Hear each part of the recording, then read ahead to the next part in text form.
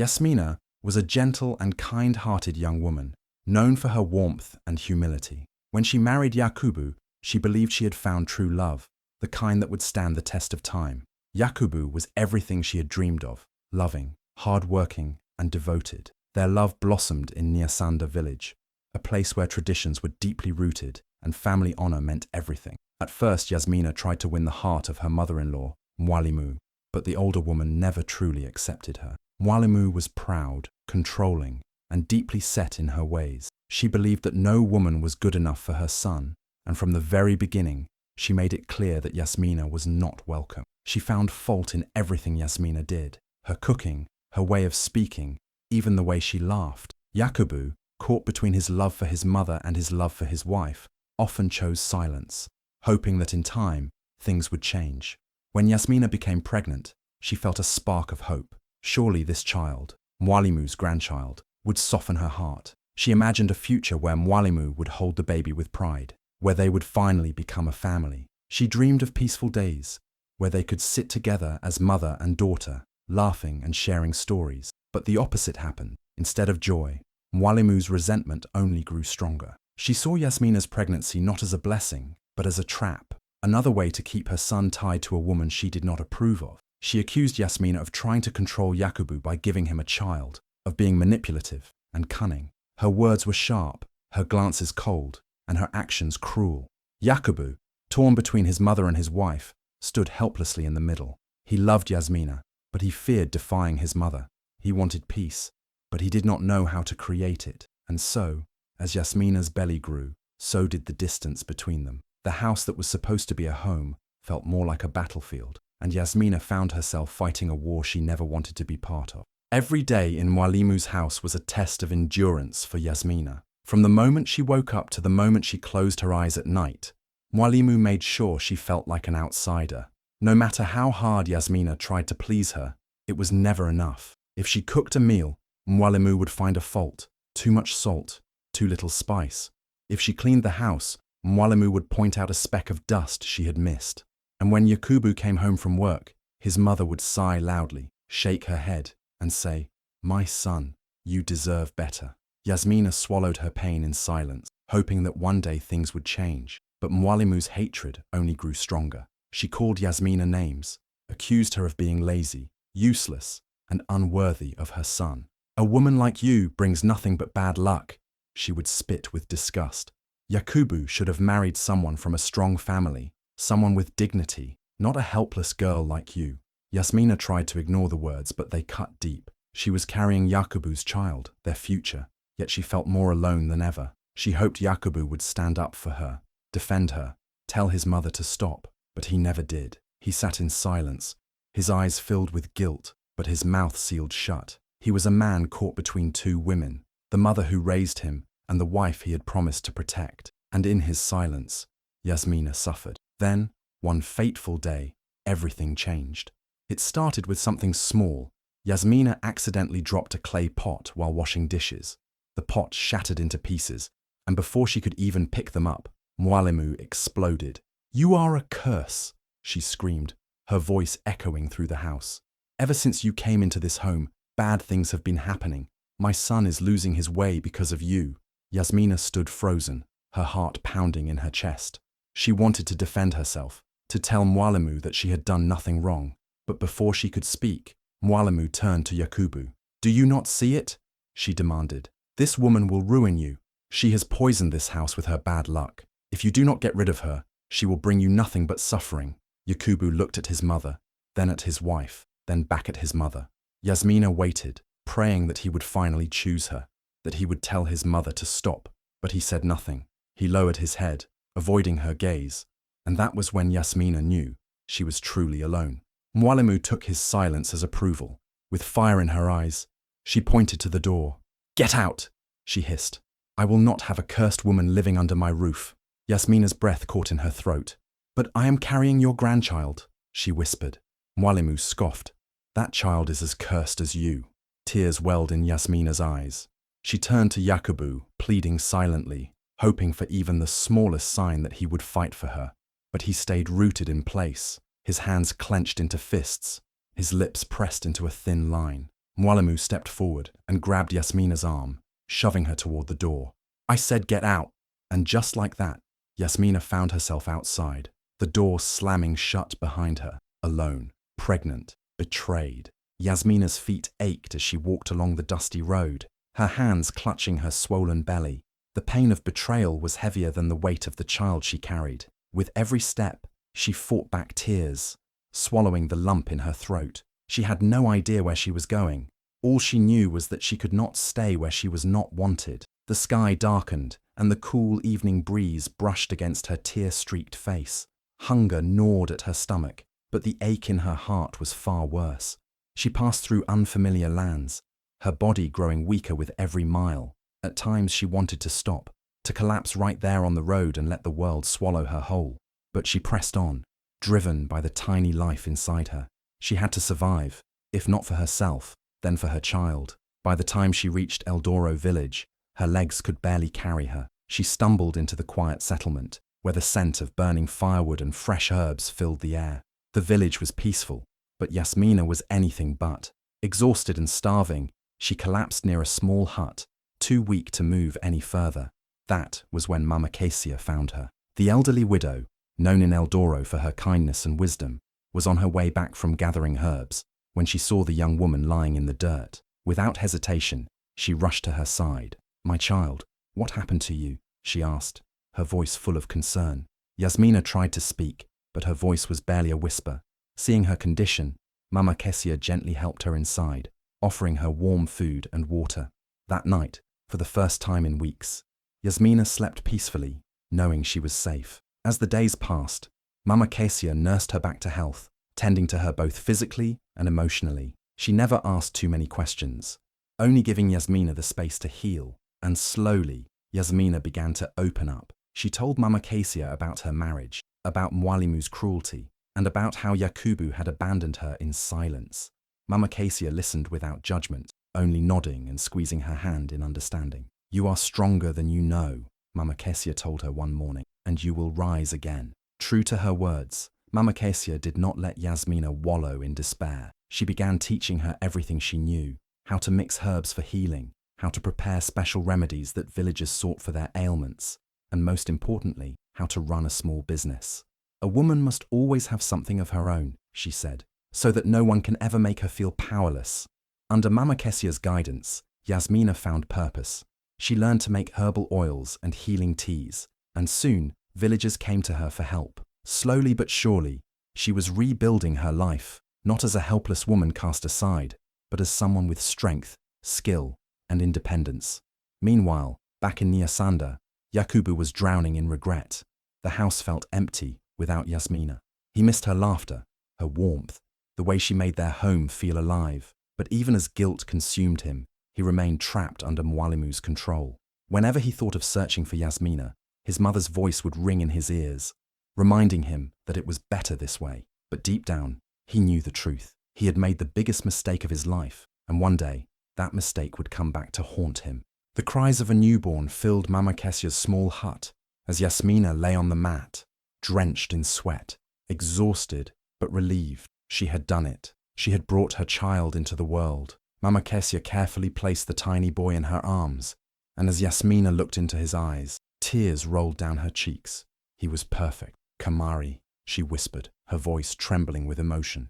"You are my strength." Motherhood was not easy, especially as a single mother. But Yasmina was determined to give Kamari a good life. She worked tirelessly, waking up before the sun to gather herbs with Mama Casia, learning the secrets of plants and their healing powers. She mixed oils, made medicinal balms, and created soothing teas, each product carrying the wisdom of generations. Mama Casia was more than a mentor. She was the mother Yasmina never had, guiding her with patience and love. At first, Yasmina's business was small. She would sit under a tree in the village marketplace, hoping for customers. Some villagers were hesitant to buy from a newcomer, but those who did quickly spread the word. "Her oils healed my son's wounds overnight," one woman told her neighbors. "Her tea cured my husband's fever," another said. Soon, people were traveling from nearby villages just to buy Yasmina's remedies. With each passing month, her business flourished. She rented a stall, then a shop. She began hiring workers to help her meet the growing demand.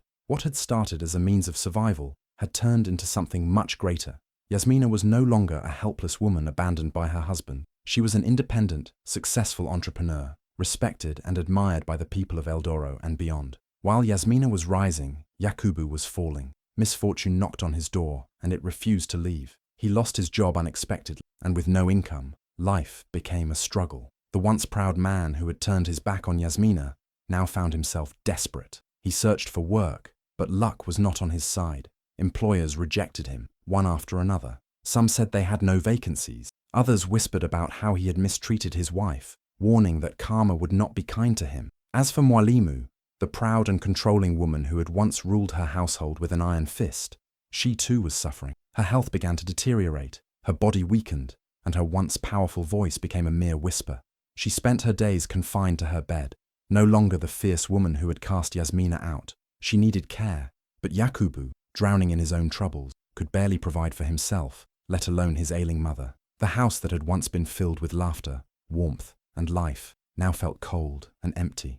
Yakubu sat in silence, staring at the walls, his mind haunted by memories of Yasmina. He thought of her smile, her kindness, the way she had looked at him with love and trust, love that he had thrown away. Regret clung to him like a shadow. He had let his mother dictate his life, and now he was paying the price. He had lost everything. But what he didn't know was that Yasmina, the woman he had abandoned, was thriving, and soon fate would bring their paths together once more. But this time, the power would be in Yasmina's hands. The once thriving Nasander village was now a place of struggle. Businesses collapsed, crops failed, and many families barely had enough to eat. The economic crisis had left the village weak, and the people who once walked with pride now moved through the streets, with worry in their eyes. Among them was Mwalimu, the woman who had once held her head high, feared and respected by all. But now, she was nothing more than a shadow of her former self. Mwalimu's sickness had worsened. Her once strong body had become frail, her voice weak. Those who used to bow before her in admiration now barely acknowledged her presence. When she had power, she ruled with an iron fist, treating others with arrogance. But now, as she lay on her bed with no strength to even stand, the same people she once controlled had abandoned her. No one came to visit. No one came to help. Yakubu, too, had fallen hard. He sat outside their home, staring at the dry land before him, his heart heavy with regret. He had lost his job, his dignity, and worst of all, his wife, Yasmina, the woman who had loved him unconditionally, who had stood by his side despite his mother's cruelty. And what had he done? He had let her go, remained silent when she needed him most. Now, every time he closed his eyes, he saw her face. He remembered the way she had begged him to defend her, the way her tears had fallen the night she was cast out. He had been a fool. He wanted to search for her, to find her, and beg for forgiveness. But where would he start? He had no idea where she had gone, no clue if she was even still alive. The thought of her suffering somewhere, alone with their child, made his stomach twist. But little did he know, Yasmina was far from suffering. In Eldoro, she had not only rebuilt her life, she had flourished. Her business had grown beyond her wildest dreams. People came from far and wide to buy her healing oils and herbal medicines. Her name was known beyond Eldoro, even reaching other villages. But Yasmina was not just focused on wealth. She wanted to give back. She wanted to help others the way Mama Casia had helped her. And so, she opened a grand healing center in Eldoro, a place where the sick could come for treatment, where the poor could receive care without fear of cost. It was a place of hope, and Yasmina stood at its heart. She was no longer the broken woman who had been thrown out of her home. She was a healer, a leader, a woman who had turned pain into power. As news of her success spread, it reached Nasander. Whispers of the young woman who had built an empire on her own strength reached the ears of those who once mocked her. And when Yakubu heard her name, his heart clenched. Yasmina, his Yasmina, the woman he had lost. Regret hit him like a storm. He had let go of a true gem, a woman who had loved him with all her heart. And now, she was shining without him. He knew then that he had to find her. But the question was, would she even look at him again? Would she forgive the man who had left her to suffer? Only time would tell. Yakubu sat outside his crumbling home, his head buried in his hands. His stomach ached from hunger, but his heart ached even more from regret. He had lost everything, his job, his dignity, and worst of all, The woman who had once loved him more than life itself, Yasmina. The name burned in his mind like fire. One evening, as he wandered through the village in search of work, he overheard a group of men talking. "Have you heard about the healer in Eldoro?" one of them said. "They say she's a miracle worker, richer than any chief. People from all over travel to see her." Yakubu barely paid attention until he heard the next words. "Her name is Yasmina. She was once from this village, but now she owns a grand healing center. She helps the poor, heals the sick, a true queen in her own right." His heart stopped. Could it be? His Yasmina? The woman he had thrown away? He rushed home, breathless, his mind spinning. He had to see her. He had to beg for forgiveness. "Mwalimu, sasa dhaifu nakufa kwenye kitanda. Kwa hivyo haikuwa na nguvu kutosha kusema." When Yakubu told her about Yasmina, her tired eyes flickered with shock. "That girl," she whispered, her voice hoarse. She survived." Yakubu nodded. "Not just survived, mother. She is powerful now. She owns a healing center. People respect her." Mwalimu closed her eyes, shame washing over her like a wave. She had spent years looking down on Yasmina, treating her as if she were worthless. But now, fate had turned the tables. She, the once feared matriarch of Nasander, was now weak and helpless, while the woman she had cast out was thriving. With great difficulty, she sat up. "Take me to her," she said, her voice trembling. I need to see her." And so, they made the journey. Yakubu carried his frail mother on a cart borrowed from a kind neighbor. The road was long, and every bump sent pain through Mwalimu's fragile body, but she did not complain. She knew this suffering was nothing compared to what she had put Yasmina through. When they finally arrived in Eldoro, they were stunned. The village was nothing like Nasander. It was bustling with traders, laughter, and prosperity. And at the heart of it stood a grand building, the healing center. Its golden sign read, "Yasmina's Haven." Yakubu's legs felt weak as he pushed his mother toward the entrance. He couldn't believe his eyes. The woman he had left broken was now a queen in her own right. He saw workers in crisp white robes tending to patients, shelves filled with herbal medicines, and villagers lined up, waiting for treatment. And then he saw her. Yasmina walked through the courtyard, her head held high, dressed in a flowing blue robe embroidered with gold. She was radiant, her skin glowing, her presence commanding. She was no longer the timid girl who had once begged for love. She was a woman of power, a woman who had built an empire from her pain. Yakubu swallowed hard. How would she react to seeing him? Would she even acknowledge him? Mwalimu, too weak to speak, let out a quiet sob. She had once believed Yasmina was nothing, but now, standing before her, was a woman stronger than she could have ever imagined. The proud, controlling mother-in-law was now at the mercy of the very woman she had once despised. The moment of truth had arrived. Mwalimu's eyes widened as she took in the grand healing center. The polished floors, the elegant curtains, the scent of fresh herbs in the air. It was nothing like she had ever seen before. The woman she had once mocked and mistreated had built all this. Her heart pounded with a mix of shock, regret, and fear. As Yasmina approached, her footsteps calm and steady, Mwalimu straightened herself, trying to regain some of her old pride. "My daughter," she began, forcing a weak smile. "You have done well for yourself. Truly, I always knew you had potential." But Yasmina did not smile. She did not rush to embrace them like Mwalimu had expected. Instead, her eyes remained cold, unreadable. "I am not your daughter," Yasmina said firmly. "I was never your daughter." Mwalimu flinched at the words, but she quickly recovered. "Yasmina, you must understand. Those were different times. I was only doing what I thought was best for my son. Surely, now that you have all this, you can let go of the past." Yasmina's gaze did not soften. "Let go of the past," she repeated. "You threw me out like garbage. You called me a curse, an unworthy wife. You did not care that I was pregnant, that I had nowhere to go.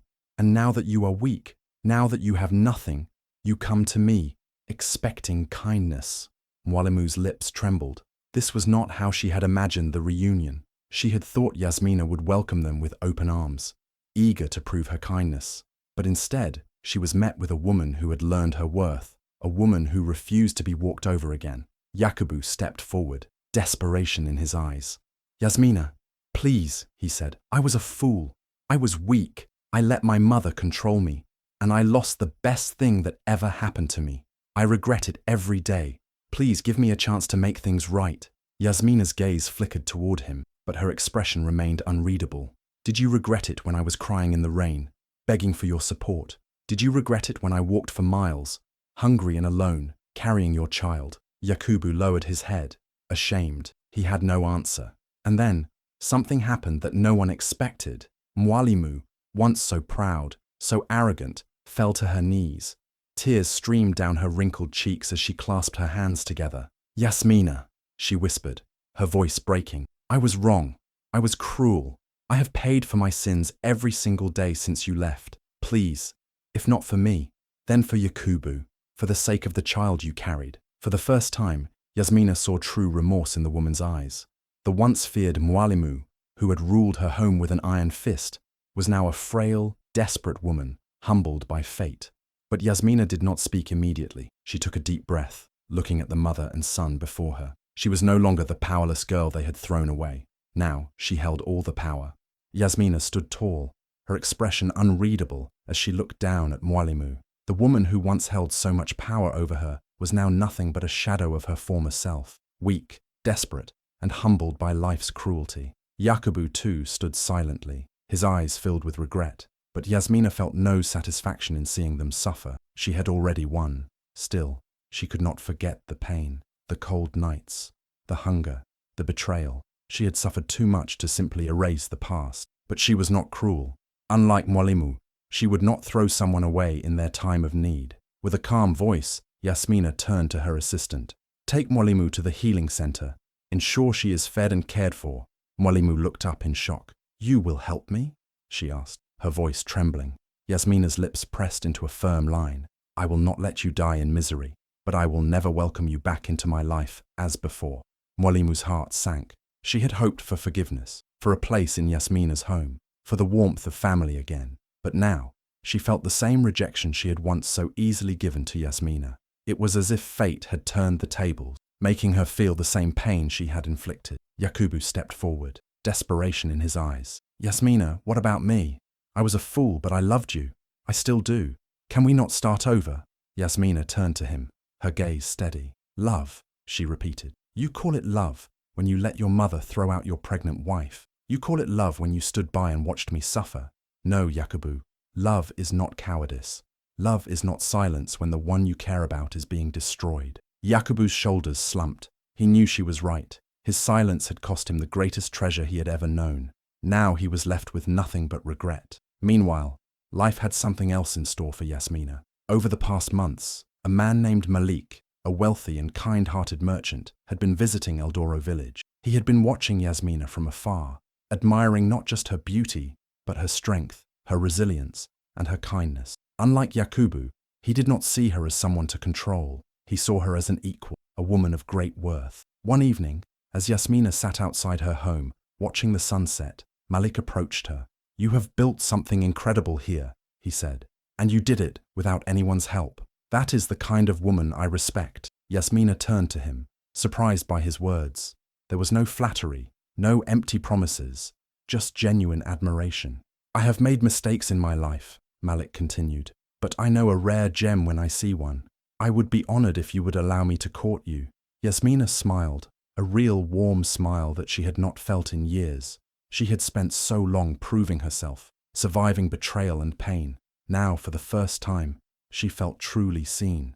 Meanwhile, Yakubu watched from a distance, his heart aching. He had lost Yasmina forever, and his mother, the woman he had once obeyed without question, was now a lonely, broken woman, reaping the consequences of her own cruelty. Karma had indeed struck hard. The entire village of Eldoro gathered in anticipation. Word had spread quickly. Yasmina, the woman once cast out in shame, had risen from the ashes, and now her decision would determine the fate of those who had wronged her. The tension in the air was thick as the villagers murmured among themselves. Would she forgive Yakubu? Would she take back Mwalimu after everything? Mwalimu sat on a wooden bench near the healing center, her frail hands trembling in her lap. She had once stood tall, proud, and untouchable, but now she was nothing but a weak, broken woman. The realization of her downfall weighed heavily on her heart. She had believed that Yasmina's kindness would mean unquestioning forgiveness, but she had underestimated the strength of the woman she had once despised. Yasmina stood before the crowd, her gaze steady and unwavering. She had waited for this moment, not for revenge, but for closure. Taking a deep breath, she spoke. I have been asked if I will return to the life I once had, if I will take back the people who threw me away like I was nothing. Her voice carried across the silent crowd, each word clear and firm. And today, I give my answer. The villagers leaned in, holding their breath. Yakubu, standing beside his mother, looked at Yasmina with hope, silently praying she would say yes, that she would choose to mend what was broken. But then, Yasmina's expression hardened. No, she said, her voice unwavering. I will not go back. Gasps filled the air, followed by murmurs of shock. Mwalimu's head snapped up, her eyes wide with disbelief. Yakubu's face paled as if the final thread of hope had been ripped away from him. Yasmina turned to Mwalimu. I have given you medical care because I am not cruel like you were to me. But I will not take responsibility for the suffering you brought upon yourself. You are facing the consequences of your own actions. Mwalimu felt as if the ground beneath her had crumbled. She had always believed she was untouchable, that she could do as she pleased without consequence. But now, she saw the truth. Her pride had destroyed her. Yasmina then shifted her gaze to Yakubu. And you, she continued, her voice filled with quiet strength. You were the man I loved. I trusted you, stood by you, and carried your child. But when I needed you the most, you were silent. You let me walk away, pregnant and alone. That is something I can never forget. Yakubu's throat tightened. Regret clawed at his chest, but it was too late. He had made his choice, and now he had to live with it. The crowd watched in awe as Yasmina took a step forward, her chin held high. I am not the weak woman you once abandoned. I have built a life for myself, a future for my son, and I will move forward without looking back. Mwalimu felt the final blow to her pride land deep in her chest. She had lost. Yakubu had lost. And Yasmina, the woman she had once scorned, had risen far above them. As Yasmina turned and walked away, the villagers erupted in cheers. They admired her strength, her resilience. Mwalimu, on the other hand, sat motionless, her heart heavy with regret. She had spent her life believing that status and power made a person valuable, but now she understood the painful truth. Character and kindness were what truly mattered. Yakubu lowered his head, defeated. He had lost the best woman he ever had, and nothing could ever change that. Yasmina's life took a turn that no one in Nasander village could have ever predicted. After years of struggle, pain, and betrayal, she finally found the happiness she deserved. She stood beside Malik, the man who had seen her worth from the beginning, and as they exchanged vows, she knew she was stepping into a future built on love, respect, and true partnership. Kamari, her son, had never known what it felt like to have a father's love, but with Malik, that changed. The wealthy merchant took him in as his own, showering him with the affection and guidance every child deserved. Kamari thrived under his care, growing into a strong and confident boy, no longer carrying the shadow of his father's abandonment. Yasmina watched them together, her heart full. She had once begged for Yakubu's love, but now she realized that true love didn't need to be begged for. It was freely given. But Yasmina didn't just stop at securing her own happiness. She knew what it felt like to be cast out, to be pregnant and alone, with no one to turn to. She refused to let any other woman go through the same suffering. With the wealth she had built through her healing business, she opened a shelter for abandoned and mistreated women. It became a place of refuge, a safe haven where women could rebuild their lives, just as she had. Many came to her, broken and hopeless, and she welcomed them with open arms, teaching them skills, helping them stand on their feet again. The women of Eldoro village no longer feared being cast away. They knew Yasmina would be there for them. Meanwhile, back in Nasander, Mwalimu had become nothing but a shadow of her former self. The once proud and commanding woman now lived in isolation, shunned by the very people who once respected her. Her days were spent in regret, haunted by the decisions that had led to her downfall. She had believed she was untouchable, that her pride and control would always keep her above others. But now, she saw the truth. Her pride had cost her everything. Yakubu, too, was a broken man.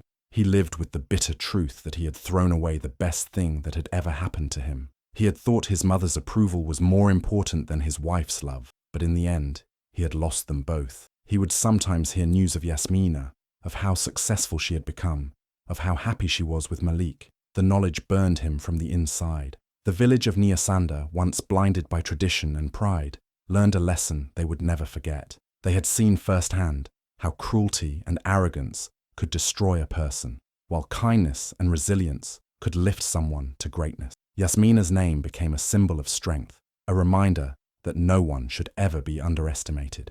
As Yasmina stood at the entrance of her shelter, watching the women inside find hope again, she smiled. She had endured betrayal, humiliation, and heartbreak, but in the end, she had risen above it all.